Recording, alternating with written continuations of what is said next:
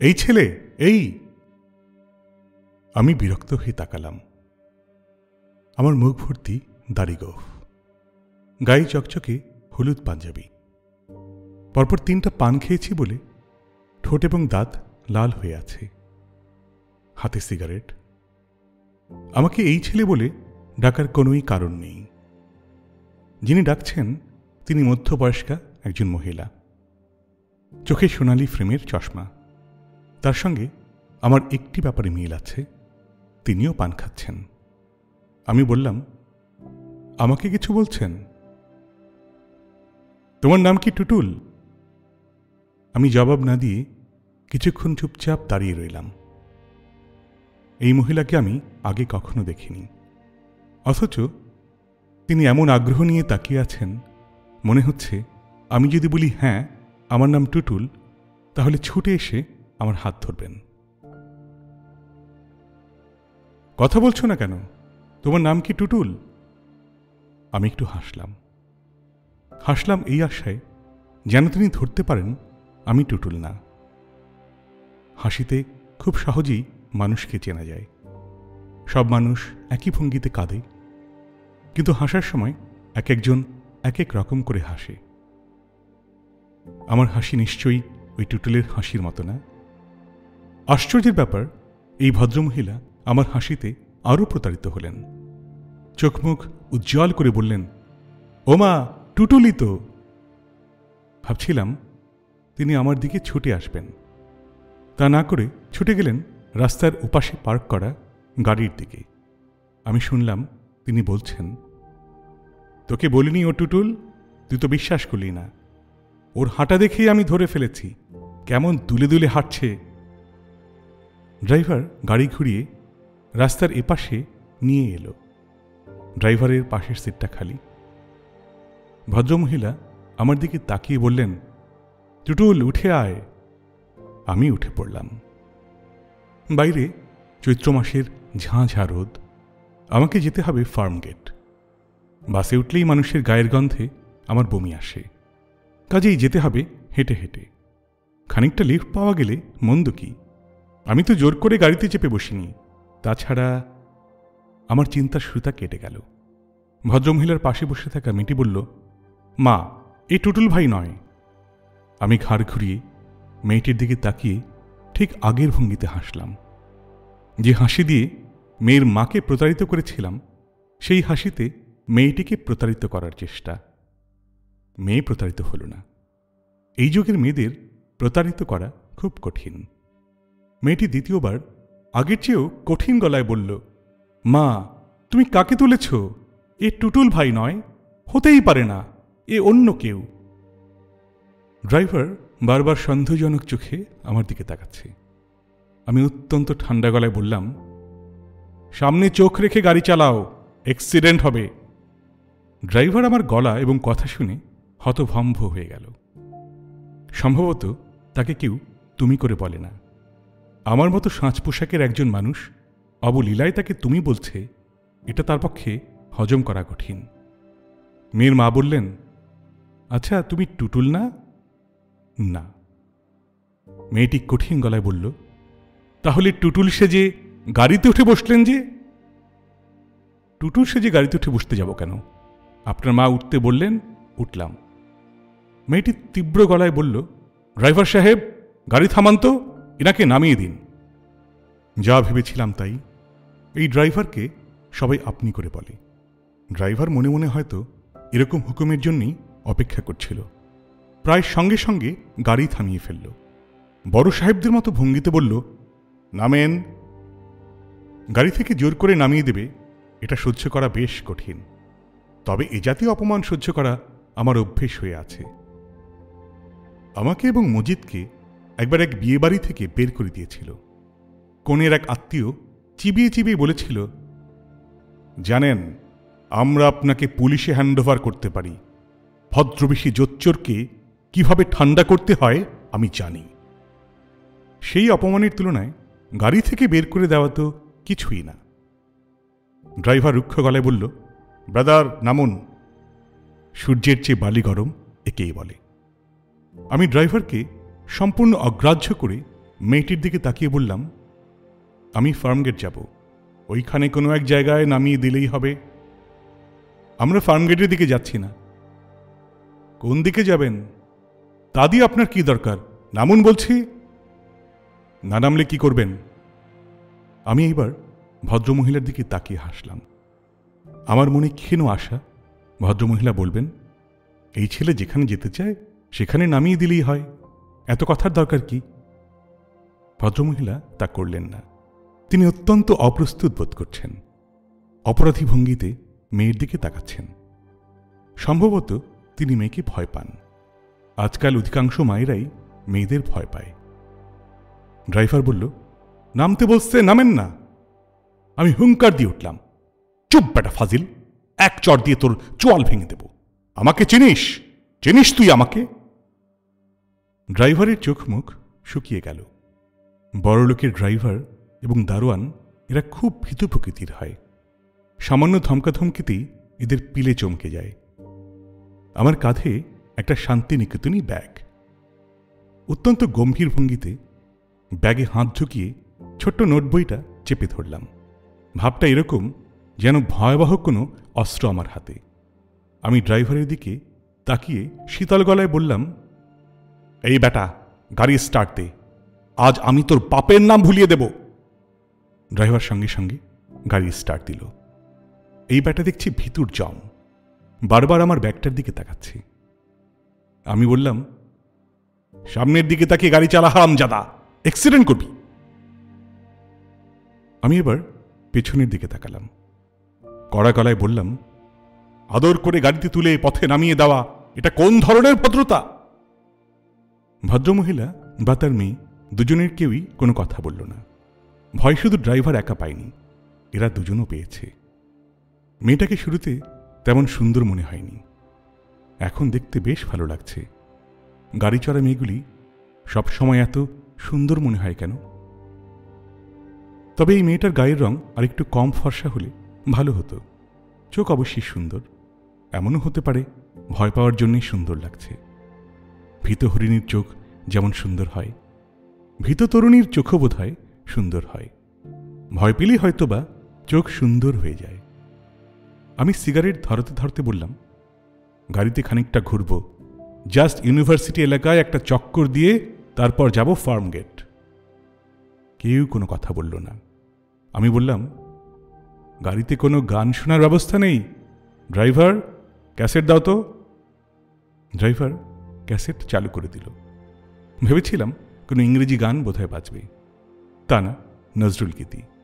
হায় মদিনাবাসী, প্রেমে ধরো হাত মামো, ডক্টর অঞ্জলি ঘোষের গাওয়া। এই গানটা আমার পছন্দ, রূপাদের বাসায় শুনেছি। গানটায় আলাদা এক ধরনের মজা আছে, কেমন জানি কাওয়ালি কাওয়ালি ভাব। গাড়ি আচমকা ব্রেক কষে থেমে গেল। আমি কিছু বোঝার আগেই ড্রাইভার হুট করে নেমে গেল। তাকে যতটা নির্বোধ মনে করা হয়েছিল, দেখা যাচ্ছে সে তত নির্বোধ নয়। সে গাড়ি থামিয়েছে মোটর সাইকেলে বসে থাকা একজন পুলিশ সার্জেন্টের গা ঘেঁষে। চোখ বড় বড় করে কি সব বলছে। অঞ্জলি ঘোষের গানের কারণে তার কথা বোঝা যাচ্ছে না। পুলিশ সার্জেন্ট আমার জানালার কাছে এসে বলল, নামুন তো। আমি নামলাম। দেখি ব্যাগে কি আছে। আমি দেখালাম। একটা নোট বই, দুটো বল পয়েন্ট, শীষ ভাঙা পেন্সিল, 5 টাকা দিয়ে কেনা এক প্যাকেট চিপস। পুলিশ সার্জেন্ট ভদ্রমহিলার দিকে তাকিয়ে বললেন, আপনি কি এর বিরুদ্ধে কোনো ফর্মাল কমপ্লেন করতে চান? ভদ্রমহিলা তার মেয়ের দিকে তাকালেন। মেয়েটি বলল, অবশ্যই চাই। আমি জাস্টিস এম সোভান সাহেবের মেয়ে। এই লোক আমাদের ভয় দেখাচ্ছিল, মাস্তানি করছিল। আপনাদের কমপ্লেইন থানায় করতে হবে, রমনা থানায় চলে যান। এখন তো যেতে পারবো না, এখন আমরা একটা কাজে যাচ্ছি। কাজ সেরে আসুন, আমি একে রমনা থানায় হ্যান্ডওভার করে দেব। আসামির নাম জানেন তো? না। পুলিশ সার্জেন্ট আমার দিকে তাকিয়ে বলল, এই তোর নাম কি? আমি স্তম্ভিত হয়ে গেলাম। সে শুরুতে আমাকে আপনি বলছে, এখন সুন্দর একটা মেয়ের সামনে তুই করে বলছে। এই তোর নাম বল। আমি উদাস গলায় বললাম, আমার নাম টুটুল। পুলিশ সার্জেন্ট ভদ্রমহিলার দিকে তাকিয়ে বলল, ভুল নাম দিচ্ছে। যাই হোক, এই নামেই বুকিং হবে। হারামজাদারা ইদানিং শিয়ানা হয়েছে, কিছুতেই কারেক্ট নাম বলবে না, ঠিকানা তো বলবেই না। বিশাল কালো গাড়ি হুশ করে বের হয়ে গেল। ফার্মগেট যাওয়া আমার বিশেষ দরকার। ইন্দিরা রোডে আমার বড় ফুপুর বাসায় দুপুরে খাওয়ার কথা। সেই খাওয়া মাথায় উঠল। সার্জেন্ট আমাকে ছাড়বে না, রমনা থানায় চালান করবে বলাই বাহুল্য। জাস্টিসের নাম শুনেছে, বড় কারোর নাম শুনলে এদের হুঁশ থাকে না। আমি 1 প্যাকেট সিগারেট কিনে ফেললাম। হাজতে থাকতে হলে সঙ্গে সিগারেট থাকা ভালো। আমার ধারণা ছিল সার্জেন্ট তার মোটরসাইকেলের পিছনে আমাকে বসিয়ে থানায় নিয়ে যাবে। তা করল না। আজকাল পুলিশ খুব আধুনিক হয়েছে। পকেট থেকে ওয়াকিটকি বের করে কি বলতেই পুলিশের জিপ এসে উপস্থিত। অবিকল হিন্দি মুভি। সম্পূর্ণ নিজের বোকামিতে দাওয়াত খাবার বদলে থানায় যাচ্ছি। মেজাজ খারাপ হওয়ার কথা। আশ্চর্যের ব্যাপার, খারাপ হচ্ছে না, বরং মজা লাগছে। অঞ্জলি ঘোষের গানটা পুরোটা শোনা হলো না, এই জন্য অবশ্যই আফসোস হচ্ছে। হায় মদিনাবাসী বলে চমৎকার টান দিচ্ছিল। থানার ওসি সাহেবের চেহারা বেশ ভালো, মেজাজও বেশ ভালো। Chain smoker. ক্রমাগত বেনসন অ্যান্ড হেজেস টেনে যাচ্ছে। বাজারে এখন 70 টাকা করে প্যাকেট যাচ্ছে। দিনে 3 প্যাকেট করে হলে মাসে কত হয়? 210 গুণন 30, 6300। একজন ওসি সাহেব বেতন পান কত? এক ফাঁকে জেনে নিতে হবে। ওসি সাহেবরা শুরুতে প্রশ্ন শুরু করেন ভাব বাচ্চে। শুরুর কয়েকটি প্রশ্নে জেনে নিতে চেষ্টা করেন আসামি কোন সামাজিক অবস্থায় আছে। তার উপর নির্ভর করে আপনি, তুমি বা তুই ব্যবহৃত হয়। ওসি সাহেব বললেন, কি নাম? চৌধুরী খালেকুজ্জামান, ডাকনাম টুটুল। কি করা হয়? সাংবাদিকতা করি। কোন পত্রিকায়? বিশেষ কোনো পত্রিকার সঙ্গে জড়িত নই, ফ্রিল্যান্স সাংবাদিকতা। যেখানে সুযোগ পাই ঢুকে পড়ি। টুটুল চৌধুরী নামে লেখা ছাপা হয়। হয়তো আপনার চোখে পড়েছে, পুলিশের ওপর একটা ফিচার করেছিলাম। কি ফিচার? ফিচারের শিরোনাম হচ্ছে একজন পুলিশ সার্জেন্টের দিন রাত্রি, সকাল থেকে সন্ধ্যা পর্যন্ত তাকে কি করতে হয় তাই ছিল বিষয়। অবশ্যই এক ফাঁকে খুব ড্যামেজিং কয়েকটা লাইন ঢুকিয়ে দিয়েছিলাম।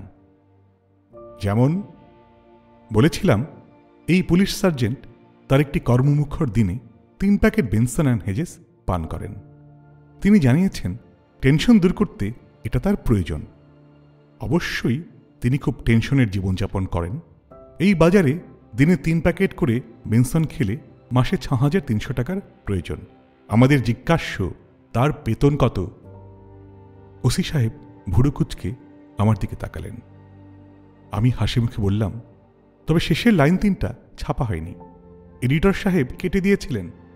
পুলিশের বিরুদ্ধে কেউ কিছু ছাপাতে চায় না। ওসি সাহেব শুকনো গলায় বললেন, আপনার বিরুদ্ধে অভিযোগ কি? আমি স্বস্তির নিঃশ্বাস ফেললাম। যাক, আপনি করে বলছে। সামাজিক স্বীকৃতি পাওয়া গেল। এখন চাইলে 1 কাপ চাও চলে আসতে পারে। পুলিশরা উঁচু দরের আসামিদের ভালো খাতির করে, চা সিগারেট খাওয়ায়। আপনি প্রশ্নের জবাব দিচ্ছেন না। আপনার বিরুদ্ধে অভিযোগ কি? অভিযোগ যে কি তা আমি নিজেই জানি না। ওরা অভিযোগ করলে তারপর জানা যাবে। নারী অপহরণের অভিযোগ হতে পারে। নারী অপহরণ? জি। জাস্টিস সাহেবের স্ত্রী এবং কন্যাকে নিয়ে ওদের গাড়িতেই পালাতে চেষ্টা করেছিলাম। মাছের তেলে মাছ ভাজা বলতে পারেন। ওসি সাহেব থমথমে গলায় বললেন, আপনি কি আমার সঙ্গে রসিকতা করার চেষ্টা করছেন? দয়া করে করবেন না। আমি আপনার চেয়েও বেশি রসিক, কাজেই অসুবিধা হবে।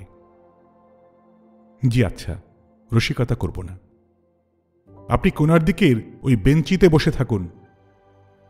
হাজতে পাঠাচ্ছেন না? ফাইনাল অভিযোগ আসুক, তারপর পাঠাবো। হাজত তো পালিয়ে যাচ্ছে না। 1 কাপ চা কি পেতে পারি? এটা কোনো রেস্টুরেন্ট না। ওসি সাহেব গম্ভীর মুখে আমার ব্যাগের জিনিসপত্র দেখতে লাগলেন। নোটবইয়ের পাতা উল্টাচ্ছেন। আমি বললাম, ওটা আমার কবিতার খাতা, মাঝে মধ্যে কবিতা লিখি। তার মুখের কাঠিন্য তাতে একটুও কমল না। কবি শুনে মেয়েরা খানিকটা দ্রবীভূত হয়, পুলিশ কখনো হয় না। পুলিশের সঙ্গে কবিতার নিশ্চয়ই বড় ধরনের কোনো বিরোধ আছে। চুপচাপ বসে থাকা অনেকের জন্যই খুব কষ্টকর। আমার জন্য ডাল ভাত। শুধু হেলান দেবার একটু জায়গা পেলে আরাম করে শরীরটা ছেড়ে দিয়ে ঘণ্টার পর ঘণ্টা বসে থাকতে পারি। বেঞ্চিতে হেলান দেওয়ার ব্যবস্থা থাকে না বলে একটু অসুবিধা হচ্ছে, তবে সেই অসুবিধাও অসহনীয় নয়। এই রকম পরিস্থিতিতে আমি আমার নদীটা বের করে ফেলি, তখন অসুবিধা হয় না। নদী বের করার ব্যাপারটা সম্ভবত আপনাদের কাছে পরিষ্কার হয়নি, একটু ব্যাখ্যা করলেই পরিষ্কার হবে। ছোটবেলার কথা, ক্লাস 6-এ পড়ি। জিওগ্রাফি পড়ান মফিজ স্যার। তিনি ক্লাসে ঢুকলে চেয়ার টেবিলগুলি পর্যন্ত ভয়ে কাঁপে। স্যার মানুষটা ছোটখাটো, কিন্তু হাতের থাবাটা বিশাল। আমাদের ধারণা, ছাত্রদের গালে চর বসাবার জন্য আল্লাহ তাআলা স্পেশালভাবে স্যারের এই হাত তৈরি করে দিয়েছেন। স্যারের চরেরও নানা নাম ছিল, রামচর, শ্যামচর, যদুচর, মধুচর। এর মধ্যে সবচেয়ে কঠিন চর হচ্ছে রামচর, সবচেয়ে নরমটা হচ্ছে মধুচর। স্যার সেদিন পড়াচ্ছেন বাংলাদেশের নদ নদী। ক্লাসে ঢুকেই আমার দিকে আঙুল বাড়িয়ে বললেন, এই একটা নদীর নাম বলো তো, চট করে বলো। মফিজ স্যার কোনো প্রশ্ন করলে কিছুক্ষণের জন্য আমার মাথাটা পুরোপুরি ফাঁকা হয়ে যায়, কান ভো ভো করতে থাকে। মনে হয় মাথার খুলির ভেতরে জমে থাকা কিছু বাতাস কানের পর্দা ফাটিয়ে বের হয়ে যাচ্ছে। কি ব্যাপার, চুপ করে আছিস কেন, নাম বল। আমি ক্ষীণস্বরে বললাম, আরিয়াল খা। স্যার এগিয়ে এসে প্রচণ্ড চর বসিয়ে দিলেন, খুব সম্ভব রামচর। হুঙ্কার দিয়ে বললেন, এত সুন্দর সুন্দর নাম থাকতে তোর মনে এলো আরিয়াল খা? সবসময় ফাজলামি, কান ধরে দাঁড়িয়ে থাক। আমি কানে ধরে সারাটা ক্লাস দাঁড়িয়ে রইলাম। ঘণ্টা পড়ার মিনিট 5 আগে পড়ানো শেষ করে স্যার চেয়ারে গিয়ে বসলেন। আমার দিকে তাকিয়ে বললেন, কাছে আয়। আরেকটা চর খাবার জন্যে আমি ভয়ে ভয়ে স্যারের কাছে এগিয়ে গেলাম। তিনি বিষণ্ণ গলায় বললেন, এখনো কান ধরে আছিস কেন, হাত নামা। আমি হাত নামালাম। স্যার ক্ষমা চাওয়ার ভঙ্গিতে বললেন, তোকে শাস্তি দেওয়াটা অন্যায় হয়েছে, খুবই অন্যায়। তোকে নদীর নাম বলতে বলেছি, তুই বলেছিস। আয়, আরো কাছে আয়, তোকে আদর করে দেই। স্যার এমন ভঙ্গিতে মাথা এবং পিঠে হাত বুলাতে লাগলেন যে আমার চোখে পানি এসে গেল। স্যার বিব্রত গলায় বললেন, আমি তোর কাছ থেকে সুন্দর একটা নদীর নাম শুনতে চেয়েছিলাম, আর তুই বললি আরিয়াল খা। আমার মেজাজটা খারাপ হয়ে গেল। আচ্ছা, এখন সুন্দর একটা নদীর নাম বল। আমি শার্টের হাতায় চোখ মুছতে মুছতে বললাম, ময়ূরাক্ষী। ময়ূরাক্ষী? এই নাম তো শুনিনি, কোথাকার নদী? জানি না স্যার। এই নামে আসলেই কি কোনো নদী আছে? তাও জানি না স্যার। স্যার হালকা গলায় বললেন, আচ্ছা থাক, না থাকলে নেই। এটা হচ্ছে তোর নদী। যা, জায়গা গিয়ে বস। এমনিতেই তোকে শাস্তি দিয়ে আমার মনটা খারাপ হয়েছে। তুই তো দেখি কেঁদে কেঁদে আমার মন খারাপটা বাড়াচ্ছিস, আর কাঁদিস না। এই ঘটনার প্রায় 3 বছর পর, ক্যান্সারে দীর্ঘদিন রোগভোগের পর মফিজ স্যার মারা যান। মৃত্যুর কয়েকদিন আগে স্যারকে দেখতে গিয়েছি। নোংরা একটা ঘরে নোংরা বিছানায় শুয়ে আছেন। মানুষ না, যেন কফিন থেকে বের করা মিশরের মমি। স্যার আমাকে দেখে খুব খুশি হলেন। উঁচু গলায় তার স্ত্রীকে ডাকলেন, ওগো, এই ছেলেটাকে দেখে যাও। এই ছেলের একটা নদী আছে, নদীর নাম ময়ূরাক্ষী। স্যারের স্ত্রী আমার প্রতি কোনো রকম আগ্রহ দেখালেন না, মুখ ঘুরিয়ে চলে গেলেন। স্যার সেই অনাদর বসিয়ে দিলেন, দুর্বল হাতে টেনে তার পাশে বসালেন। বললেন, তোর নদীটা কেমন বলতো? আমি নিচু গলায় বললাম, আমি স্যার কিছু জানি না, দেখিনি কখনো। তবু বল শুনি, বানিয়ে বানিয়ে বল। আমি লাজুক গলায় বললাম, নদীটা খুব সুন্দর। আরে গাধা, নদী তো সুন্দর হবেই, অসুন্দর নদী বলে কিছু নেই, আরো কিছু বল। আমি বলার মতো কিছু পেলাম না, চুপচাপ বসে রইলাম। স্যার যেদিন মারা যান সেই রাত্রিতেই আমি প্রথম ময়ূরাক্ষী স্বপ্নে দেখি। ছোট্ট একটা নদী, তার পানি কাচের মতো স্বচ্ছ, নিচের বালিগুলি পর্যন্ত স্পষ্ট দেখা যায়। নদীর দুধারে দুর্বা ঘাসগুলি কি সবুজ, কি কোমল। নদীর ওই পারে বিশাল ছায়াময় একটা পাকুর গাছ, সেই গাছে বিষণ্ণ গলায় একটা ঘুঘু ডাকছে। সেই ডাকে এক ধরনের কান্না মিশে আছে। নদীর ধার ঘেঁষে পানি ছিটাতে ছিটাতে ডোরাকাটা সবুজ শাড়ি পরা একটি মেয়ে ছুটে যাচ্ছে। আমি শুধু এক ঝলক তার মুখটা দেখতে পেলাম। স্বপ্নের মধ্যেই তাকে খুব চেনা, খুব আপন মনে হলো, যেন কত দীর্ঘ শতাব্দী এই মেয়েটির সঙ্গে কাটিয়েছি। ময়ূরাক্ষী নদীকে একবারই আমি স্বপ্নে দেখি। নদীটা আমার মনের ভেতর পুরোপুরি গাঁথা হয়ে যায়। এরপর অবাক হয়ে লক্ষ্য করি, কোথাও বসে একটু চেষ্টা করলেই নদীটা আমি দেখতে পাই। তার জন্য আমাকে কোনো কষ্ট করতে হয় না, চোখ বন্ধ করতে হয় না, কিছু না। একবার নদীটা বের করে আনতে পারলে সময় কাটানো কোনো সমস্যা নয়। ঘণ্টার পর ঘণ্টা আমি নদীর তীরে হাঁটি, নদীর হিমশীতল জলে পা ডুবিয়ে বসি। শরীর জুড়িয়ে যায়, ঘুঘুর ডাকে চোখ ভিজে ওঠে। ঘুমোচ্ছেন নাকি? আমি চোখ মেললাম, চারদিকে অন্ধকার। আরে সর্বনাশ, এতক্ষণ পার করেছি। ওসি সাহেব বললেন, যান, চলে যান। জাস্টিস সাহেবের বাসা থেকে টেলিফোন করেছিল, ওরা কোনো চার্জ আনবে না, you are free to go. Justice সাহেব নিজেই টেলিফোন করেছিলেন? না, তার মেয়ে। মেয়েটা কি বলল দয়া করে বলবেন? বলল ধমক ধমক দিয়ে ছেড়ে দিতে। তাহলে দয়া করে ধমক ধমক দিন, তারপর যাই।